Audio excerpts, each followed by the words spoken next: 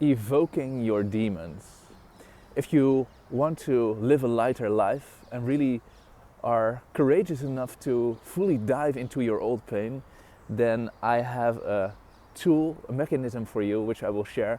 It is not for the faint of hearted, but it can be very beneficial.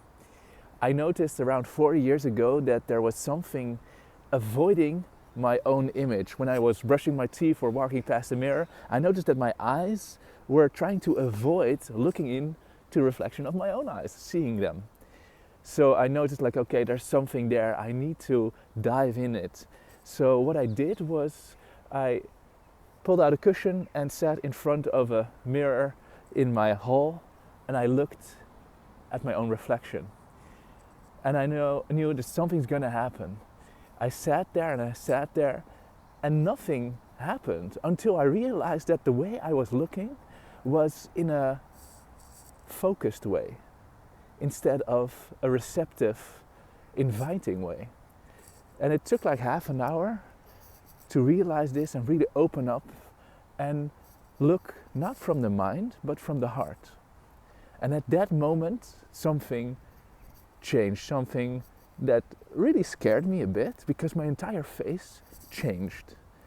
It changed into a small young boy who was very sad. And I really felt it deeply in my heart, like, oh my God, what is happening? So I'm looking at my own image, into my own eyes, and my face, my reflection, it's no longer me, it's a small boy. And it's really sad, and it started talking to me. And it said, after all that we have done together, now you want to get rid of me? And I felt it really deeply in my heart. It really, and I was feeling pity for this small boy. And it tried to manipulate me to make sure that it could stay. And I said like, no, you know it is time. I talked back to it. You know it is time. I'm here to let you go.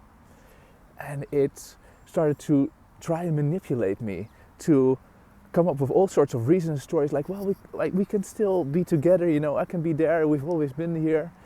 And it was really interesting to notice that there was a dialogue happening between me and what I saw was old pain. So I stayed with it, and at a certain moment it just dissipated. And I thought, maybe that's it. And again, I felt I had to sink deep into the heart. And at that moment, maybe 5-10 minutes later, suddenly my face changed again. And this time it wasn't a small young child. It was an old, extremely angry, almost like Smeagol-like character. And the eyes were piercing out, and it was full of rage. And I was literally afraid. I saw it, I looked at it, and it was like, I was even convinced that my own reflection could kill me, that it could jump out of the mirror and strangle me.